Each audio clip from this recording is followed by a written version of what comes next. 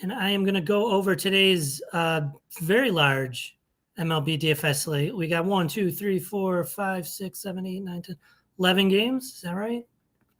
So a lot of games for a Monday. It's looking good. First things first, before I get started, there's the usual ask, like and subscribe. It really helps us out. Check out TrueDFS.com. There's a new website coming, but for now, even if it's a little tough to navigate, you can find everything we use today and more. You can find it there, so check it out. And yeah, with that, let's get started. First thing, also first, is to check the weather, right? I mean, we got to make sure there's no issues to look out for. And of course, there certainly are. We've got weather here in Chicago that is a bit of an issue. We'll see what Roth is saying. Starting dry, could be a cluster of showers. So keep an eye on that. Keep an eye on the scattered storms around Kansas City. And then you get some like good hitting weather the rest of the way. Roth even liking San Francisco a bit. I doubt we're going to get to much San Francisco. What's up, Cujo? Afternoon to you too. But we will see. Let's go ahead and build. We'll do the normal process, quick and easy, and then get out of here. But it's about getting reps, right? Doing that process every day to better ourselves and our understanding of how we do things and getting reps in. So I'm going to use SaberSim's projections, build one, then change the inputs to Goldie's projections that I use and that you get with TrueDFS and see how that affects the lineups we build. And then we'll do the same thing on FanDuel. We'll see where we're getting and get out of here. And we'll use Portfolio Manager. So we're going to get some of those high projected stacks, some of the Tampas here, the Athletics, probably some Yankees. St. Louis against Colorado is going to look good. The Dodgers look all right. So, and we'll see where we get to doing that. So let's build. I only want 5-man stacks. There's it's always a tough question. There's plus EV lineups all different ways, but the question is, can I build them? And if I do, they're less common. And so if I build 3 3s and 2 2 2s and 4 4s, and I only get 5,000 lineups to grade. So I'm going to get a lot of negative EV lineups in that 5,000.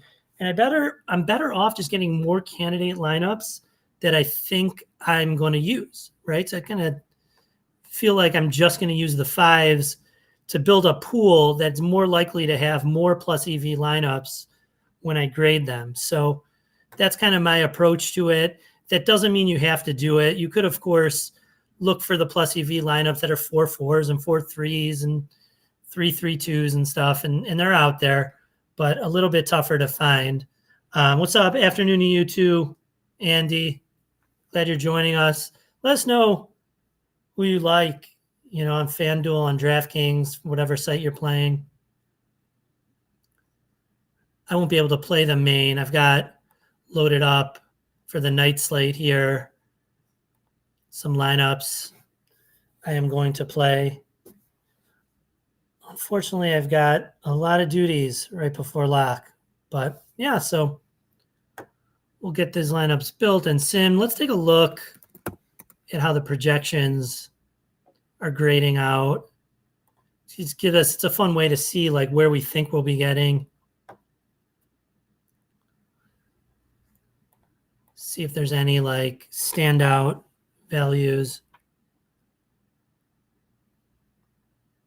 Yeah, Crochet is looking way above the rest. Everyone's kind of bunched up here in terms of value score. 29.9, 29.29, 28. Everyone's bunched up, and then Crochet just jumping way ahead of people. So let's see on SaberSim if we get to a lot of Crochet building for the flagship here. And we'll see. I imagine with Goldie stuff, we definitely do.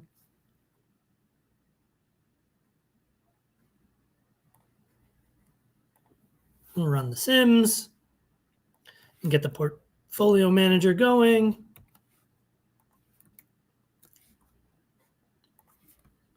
See what our exposures look like. Look at that. Not all the Crochet in the world. Now, SaberSim has a better value on Yamamoto than Crochet. So, let's see when we use Goldies, we'll see what percentage of our pool. We're going to have more in our pool given the projection. And I imagine that leads us to get more Crochet in the Sims. But right now, it's looking like Yamamoto standing out the most in Saber Sim. So we have a live before lock. Yeah, I think Sheets is going to do live before lock. It's 4:30 Central, 5:30 Eastern time. I don't know what time zone you're in, Demetrius, but yeah, we should have live before lock. Please join us. I won't be there, but I assume Sheets will. If he can't, he'll let everyone know in Discord. So come join us in Discord too, and he'll post that. Yeah, let's see what our stacks look like.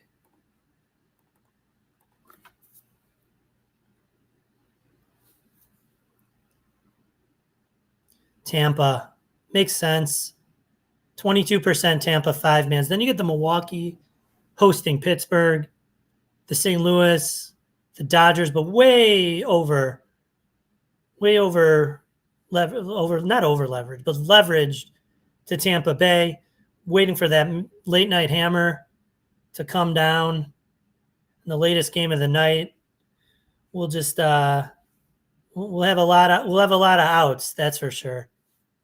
We'll have a lot of outs, but of course we'll be late swapping throughout the night, so it will change things up. And let's see overall. Yeah, overall most Tampa, but then a lot of Milwaukee in there, just about as much Milwaukee. So when we're not getting to Milwaukee 5 stacks, we still have a lot of like the 2s and 3s. St. Louis stacks in there at just about the similar rate. And then it's spread out from there. 14 New York, the Twins, the Dodgers, the Royals. You can get a little White Sox in there. Watch the weather in that one. What stack types do you recommend for a 3-game slate? Okay, this is a good question, Demetrius. I don't recommend a single stack type on any slate. It's always slate dependent, and it's dependent on the salary and the dynamics of the slate.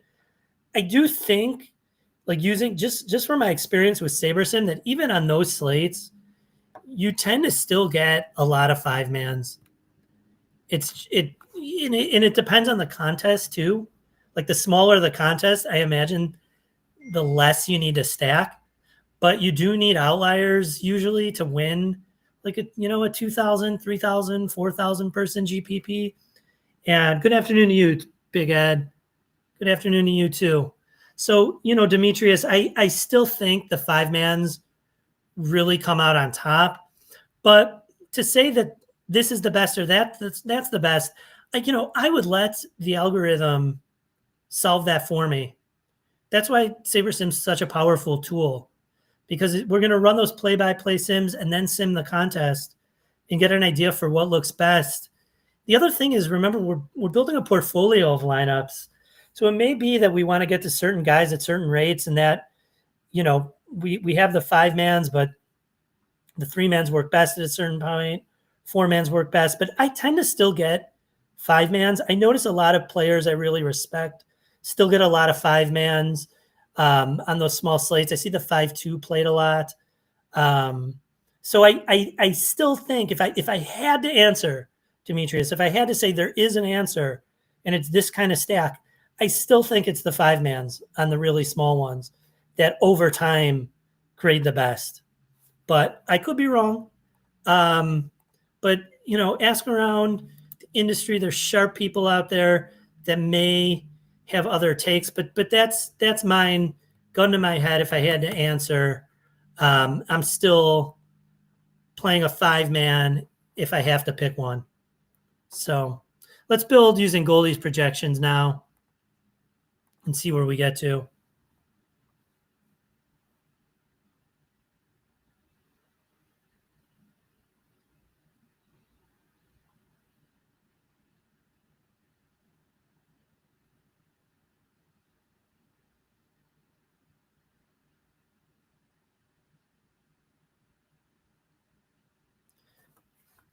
Taking some time here.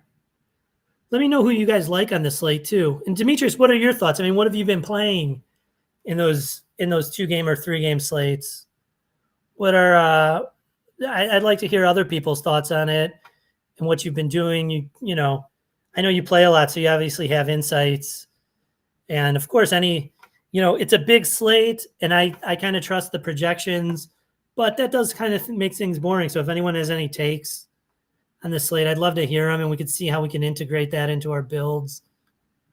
But otherwise, let this just be an example of how I build and a kind of demonstration for tonight's slate on how I do things if it were right before lock and the projections were sharp and all. Did Ross say anything about, yeah, I mean, wind's blowing out in Oakland, like you don't need that anyway. In this kind of minor league stadium bandbox. Check Discord for a second.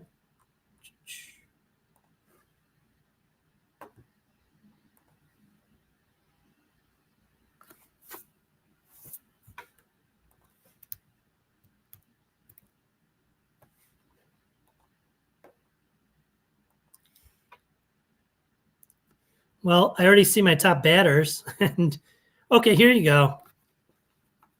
It was Tampa, guys, so I'm measuring Tampa sticks. But here you go. Here's what we expected: 40% crochet using Goldie's stuff. It's still a lot of Yamamoto, 34% Yamamoto. So we're getting more of both of them, but way more crochet. He's in 33% of our pool, as opposed to like 28% before.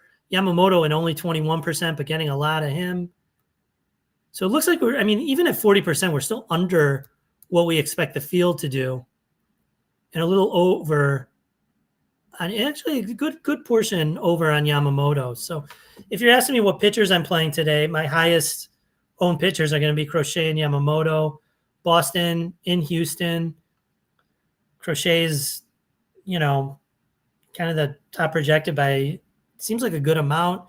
Yamamoto in against the Angels, good matchup. Eovaldi got the great projection, but he's 300 more, and he's only projected for 0.09 more fantasy points than Yamamoto. So there you have exposures to pitching. Let's see if we get as much Tampa as we did. Not nearly. 24% Tampa. We were in the third. We were like 35% or something using SaberSim. So we're getting the same teams, just at kind of lower rates. Now, the same amount of five-mans, though. We had about 22% five-man. So with Goldie's stuff, we get the same amount of Tampa. Now, we don't get like the Milwaukee and then just really spread out after that. So, gun to my head, I like Goldie's projections. I think it gets you different too. So SaberSim's great, but I like the way Goldie does it. So you asked me what I'm playing in a small slate. I'm playing five-mans, and you asked me what I'm playing on this slate, and I'm using Goldie's projections right before lock to build. So you get an idea for in the early going where I'm headed. Now everything's going to sharpen up as we get closer and closer to lock. So I recommend building right before post, right before the slate starts to get the sharpest projections you can. And of course, this is a major late swap slate. You've got 3 late games. You've got, plenty of early stuff you could swap to. So you got the first game at 6 with the Yankees, but then you got the 640. You could see, I think, you'll see how some of your pitching's doing. You'll see how some of your hitters are doing. You can get off Yamamoto, who's going to be owned. You could kind of get off Crochet. I don't know if you have a ton of time, but you can do it. I think they're 705. Demetrius, thank you. Just what SaberSim gives me. Sometimes I take chances on loan. Yeah, I'm right there with you, Demetrius. I put the projections in and basically trust what SaberSim gives me. I do make, like on these large slates, I do tell it to just give me, in the case of FanDuel, 4-mans. In the case of DraftKings, 5-mans on the large slates. Those are the ones I want the option to grade. But otherwise, I don't really make many changes. And that's why, it's a boring show for those of you that have seen it many times, and you shouldn't have to. But I appreciate you coming back. But you should get an idea for how we run this process, and it should help you make tweaks to your own. And really what we want to do is demonstrate these tools for new people and show you how we do it. Now, it's helpful for me to do this every day because I just get quicker and quicker, better and better. I learn new things about SaberSim. I kind of get a feel for its tendencies. And yeah, like you said, Demetrius, I like to take chances on low-owned teams too. Portfolio Manager's really been helping with that because it gets me to the chalkier spots, but then it gets me those leverage spots as well. And, it's really helping me get a little bit of everything and get the portfolio in such a way that I'm not just blasting the low-owned teams that maybe have the highest ROI, but getting some stuff that keeps me in the game longer. So really liking that. And yeah, I'm gonna trust the Sims, trust the projections guy too, Demetrius.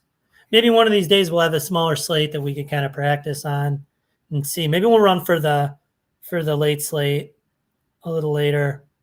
Yeah, actually, let's do that. Let's run FanDuel, and then let's run DraftKings late slate and see like what for this particular slate, what the answer is on 5-mans versus smaller stacks, Demetrius. So I'm going to run that after we do this, but let's take a look at what we get using SaberSim stuff. Here we get the Crochet on SaberSim, Yamamoto, Eovaldi on the one pitcher site, and then just a smattering of everyone else. Let's see, getting above the field on really Crochet and Yamamoto, and with the field kind of on Eovaldi, and then just no one else, just under on everyone else. So that's where I'd be going using SaberSim stuff.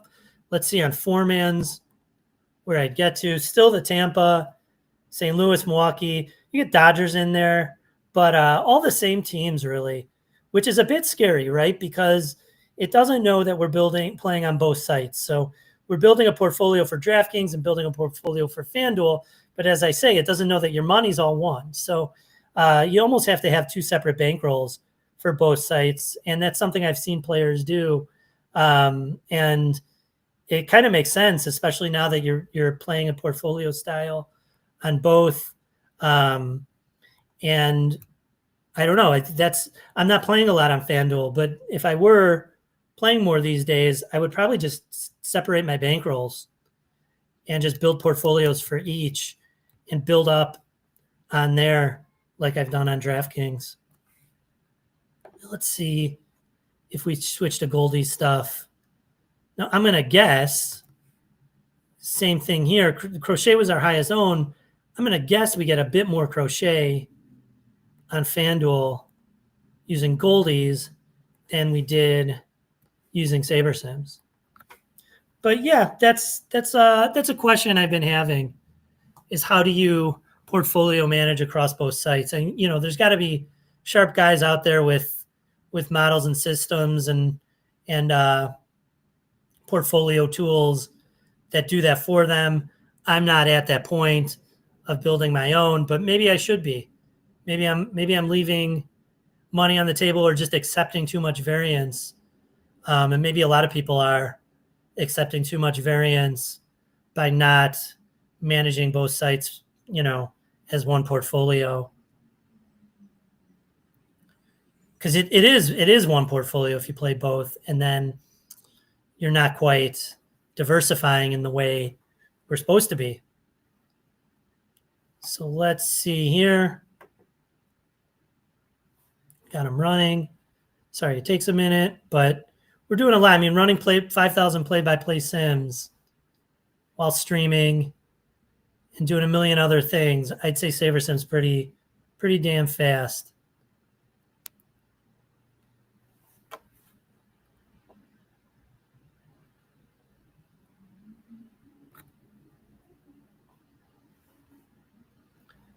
That would be great. Yeah, let's do it. Let's do it, Demetrius. After this, let's run for the night slate. It's a 3-game slate, so we won't get every slate's different, so we won't get a perfect answer, but we'll get the kind of idea at least, and we'll see what the answer is for this slate. Now, 34%. Now, Crochet really standing out using Goldie stuff, way ahead of Yamamoto and Eovaldi. And then we get the Quintana in there, some Will Warren. I mean, 6% is not nothing. 10 lineups. A little more Webb. Where's ownership supposed to be? So we're a little above the field on Crochet, right? Did we get 40? Oh, no. Still a little under, actually. But way over on Yamamoto and Eovaldi. We're playing them at similar rates, but more Crochet, which we expected. And I'm going to expect here we get Tampa as our highest owned stack. Yeah. But then you get the Dodgers creep up and the A's creeping up before Milwaukee and the Yankees. We have Milwaukee Yankees Detroit using SaberSim, so quite a bit different, beyond Tampa. And we're not getting as much Tampa, I don't think, using Goldie. So, you get an idea for where I'm going, and you get an idea for how these inputs matter. So your projections really change the pool of lineups you get, and the pool of lineups you get changes the way these lineups are going to grade and how your portfolio gets built. So keep that in mind. So projections do matter in that regard. They may not be so different from each other, and on a small scale, one projection set versus another is not going to make a huge difference. But when you're running 5,000 lineups and it changes the kind of way the lineups are set up and how many of each you get in your pool, it then affects what it can choose from when it's running those contest sims and grading them. So, the pool does matter, and the projections, little changes to the projections do have little changes to the pool, and little changes to the pool have outside impacts on the sims. So let's go back to DK and run for this night slate. Let's see what we get to. Demetrius. One thing I like to do when I play these small slates is I make sure I only get starting pitching, because I've noticed that sometimes, like with the minimum salary low, you'll get like a few lineups here and there where SaberSim throws in a reliever because the salary stuff is so low and there's not that many options for it to choose from. And I've noticed it doing that, and it's like, why waste any in our pool by having relievers in it that we know are going to grade terribly? So let's just for now use SaberSim's projections and see where we get. We'll build, I think it's a 150 max for the flagship. Where am I? Relay throw, night slate. I'm in there. Yeah, it's a 150 max. So let's run it for 150 and see where we get to.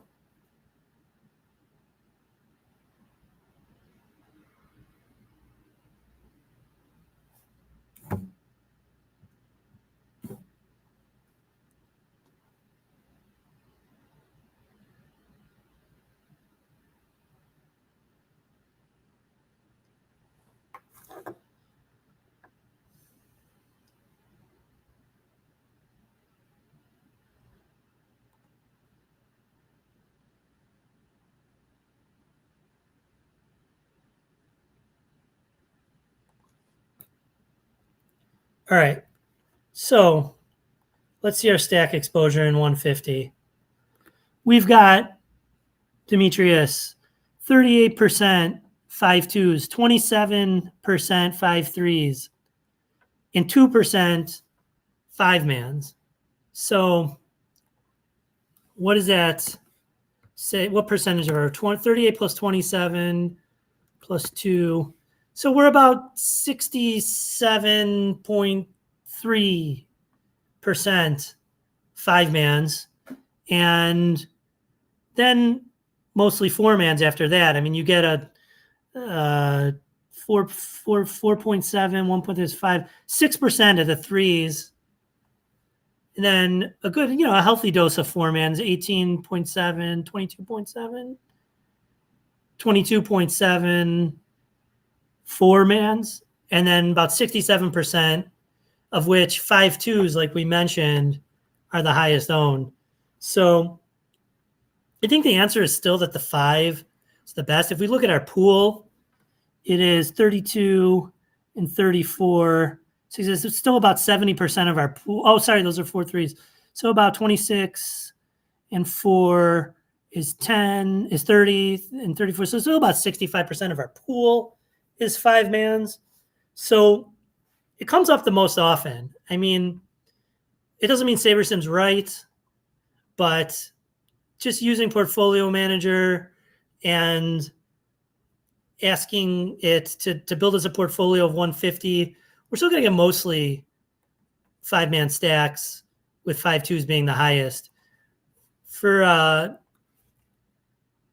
this sake, let's just see what pitchers and hitters we get, or stacks we get most. Yamamoto the highest. Darvish, that good value at only 6,600, coming in next, but a little bit of everyone here. Even Soriano against the Dodgers. I guess the price is right. Springs in the tough matchup, but 6,900. And I imagine Tampa is the highest owned stack here. Yeah, tons of Tampa, 58%, 57. It's 46. Oakland and the Dodgers look like the three highest projected. San Francisco comes in after them. And I imagine you get a discount on pricing. So there you have it. We took a look at the night slate, just got an idea of what stacks Sabersim will give us to kind of answer that question. It's always tough to know for sure because the slate dynamics are always different. But yeah, we got to look at DraftKings for the main slate, most importantly. Look at FanDuel for the main slate. It's a Crochet and Tampa kind of slate. That's where the chalk's going to be at least. And if you're running a portfolio, you're going to get there. So that's about that. So with that, I wish you good luck on tonight's slate. Come join us in Discord, like and subscribe. Check out TrueDFS.com for the best